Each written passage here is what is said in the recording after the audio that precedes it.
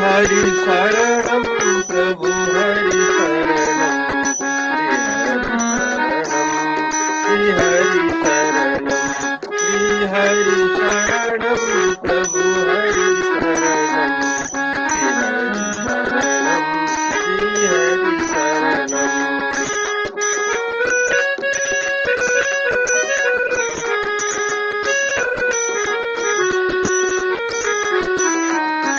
श्री हरि शरणं हरि शरणं श्री हरि शरणं श्री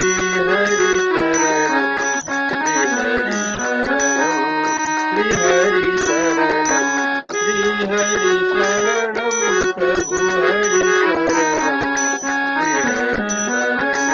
श्री हरि शरणं।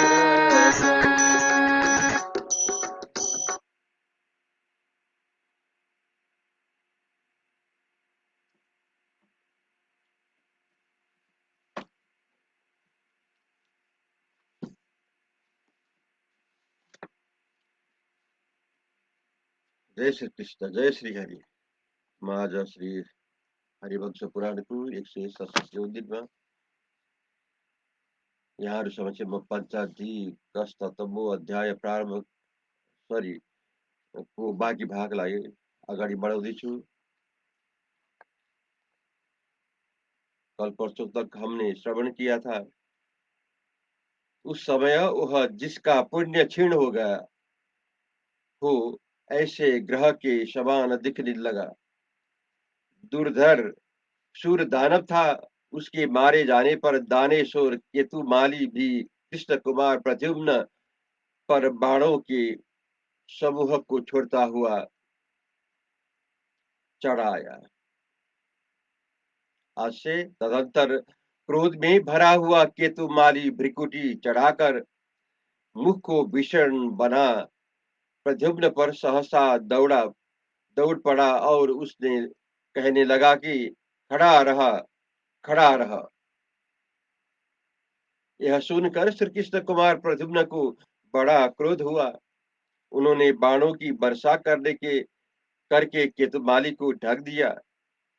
ठीक उसी तरह जैसे वर्षा ऋतु में बादल जल की धाराओं से पर्वत को आच्छादित कर देता है। धनुर्धर प्रद्युम्न के द्वारा घायल हुए दानव मंत्री केतुमाली ने प्रद्युम्न का वध करने की इच्छा से चक्र लेकर उनके ऊपर चलाया। श्री कृष्ण की चक्र की समान तेजस्वी उस सहस्रार चक्र को पास आया देख प्रद्युम्न ने सहसा उछलकर उसे पकड़ लिया और सबके देखते देखते उस समय उसी चक्र से केतुमाली का सिर भी काट लिया। रुक्मिणी कुमार वह महान कर्म देखकर समस्त देवताओं सहित देवराज इंद्र को बड़ा विस्मय हुआ। उस समय गंधर्वों और अप्सराओं ने उनके ऊपर फूलों की वर्षा की। केतुमाली को मारा गया देख शत्रुहंता और प्रमर्दन विशाल सैन्य समूह के साथ प्रद्युम्न टूट पड़ा। वे गधा, मुसल, चक्र, प्रास, तोमर, सायक, भिंदीपाल, कुठार और चमकीले कुटमुदगरों के एक साथ एक ही श्री कृष्ण कुमार के वध के लिए उनके ऊपर फेंकने लगे। वीर प्रद्युम्न ने भी अपने हाथों की फुर्ती दिखाते हुए शस्त्र समूहों द्वारा शत्रुओं के अस्त्र जल के बारंबार बहुत बहुत तेरे टुकड़े कर डाले। उन्होंने कुपित होकर सहस्रों हाथियों और हाथी सवारों को मार डाला। सारथियों सहित रथों और घोड़ों को भी रौंद कर मिट्टी में मिला दिया। उन सबको धाराशायी करते हुए प्रद्युम्न ने अपने बाण समूह द्वारा समस्त सैनिकों को बीत डाला। कोई भी ऐसा नहीं दिखाई देता था जो उसके बाणों से बीध न हुआ हो। इस प्रकार मकरध्वज ने शत्रु की सारी सेनाओं को मथ डाला और एक भयानक नदी बहा दी जो रक्तमय जल की तरंगों से सुशोभित होती थी। मोतियों के हार उसमें उड़ती हुई बहुसंख्यक लहरों के समान प्रतीत होते थे। बसा और मेदे किसके समान जान पड़ते थे।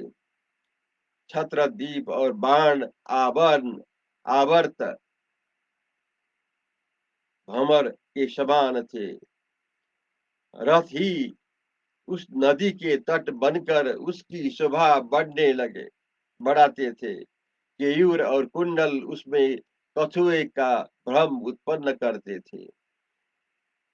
ध्वज रूपी मत्स्य उसकी शोभा बढ़ाते थे। हाथी रूपी ग्राहों से युक्त होने के कारण वह बड़ी भयंकर जान पड़ती थी। खड्ग रूपी नाके उसके आभूषण थे। वह केश रूपी सेवा रस से ढकी हुई थी। कटी सूत्र कमल नाल के समान प्रतीत होते थे। सुंदर मुख ही उसमें खिले हुए मनोहर कमल थे। हिलते हुए चवर हंसों के पंख संचालन की भांति प्रतीत होते थे। मानो उनके द्वारा उस नदी को हवा की जा रही थी। हाथी आदि पशुओं के कटे हुए मस्तक उसमें निमित्त नामक मस्तक के, इसको फिर सुनिए, हाथी आदि पशु के कटे हुए मस्तक उसमें तीमी नामक मस्तक के समान सब ओर व्याप्त थे। वह रोहिणी की वेग युक्त धारा बढ़ा रही थी। अनंग स्वरूप प्रद्युम्न के द्वारा बहाई गई वह रक्त नली अत्यंत दुस्तर, दुर्लक्ष्य, दुर्गम्य एवं भयंकर थी। तेजोहीन पुरुष के लिए उसे पार करना अत्यंत कठिन था। शास्त्र रूपी शस्त्र शस्त्र रूपी ग्राहों से युक्त वह घोर नदी यमराज के राज्य की वृद्धि कर रही थी। उस युद्ध में श्रीमान रुक्मिणी कुमार प्रद्युम्न बहुत से धनुर्धरों के मत डाला था और शत्रुहंता पर अनेक बाणों को वर्षा की। तब पूर्ण क्रोध में भरे हुए शत्रुहंता ने एक उत्तम बाण छोड़ा जो प्रद्युम्न की छाती पर जाकर लगा।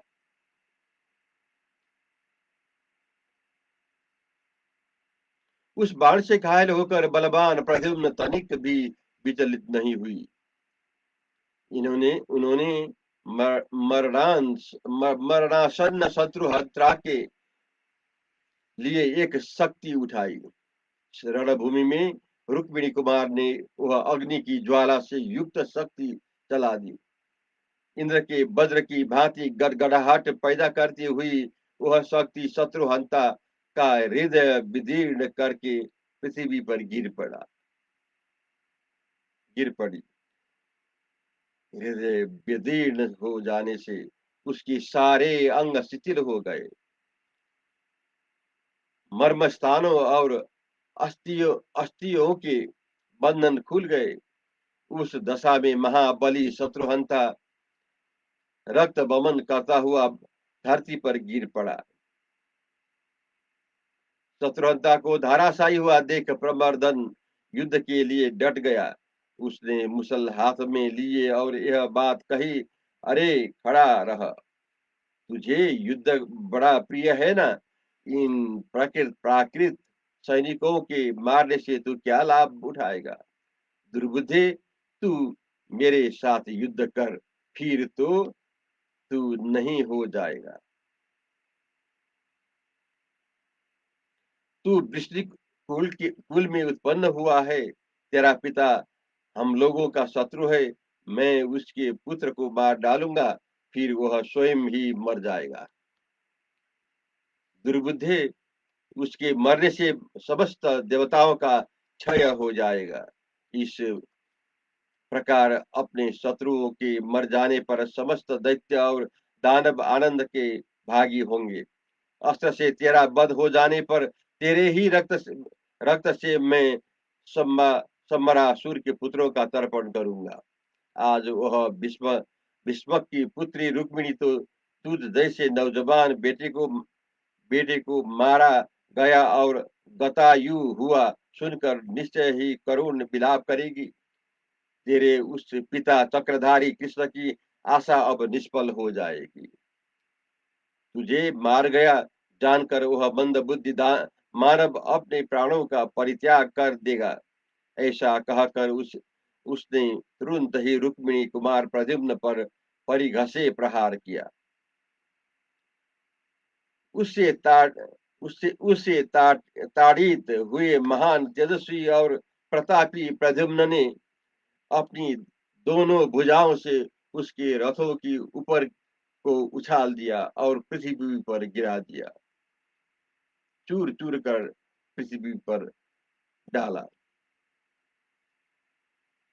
प्रमर्दन उस रथ से कूदकर पैदल ही युद्ध के लिए खड़ा हो गया और अपनी उस प्रसिद्ध गदा को हाथों में लेकर उसने सहसा रुक्मिणी कुमार पर आक्रमण किया।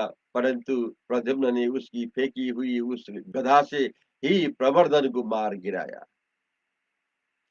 दैत्य प्रमर्दन के मारे जाने पर समस्त असुर सैनिक भाग खड़े हुए। सिंह के भय सिंह के भय से भागे हुए हाथियों के समान वो प्रद्युम्न के सामने ठहर न सके। जैसे शिकारी कुत्ते को देखकर भेड़ों का समूह पलायन करने लगता है, उसी प्रकार प्रद्युम्न के भय से पीड़ित हुई दैत्य सेना विषादग्रस्त होकर भागने लगे। उन सब सैनिकों के वस्त्र खून से रंग गए थे, केस खुल गए थे, वे शोभाहीन हो गए थे। इस अवस्था में वह दैत्य सेना रजस्वाला युवती की भांति कहीं छिप जाने का प्रयत्न करने लगी। युवती के समान वेश धारण करने वाली वह दैत्य सेना कामदेव प्रद्युम्न के बाणों से घायल हो सैनिकों की ओर चली। उस समय वह भय आदि से पीड़ित हो रही थी। समर रूपी सूरत को तो देखने में भी असमर्थ थी। केवल उच्छ्वास लेती हुई अपने घर को जाना चाहने लगी, वहां ठहरना नहीं। जय श्री कृष्ण।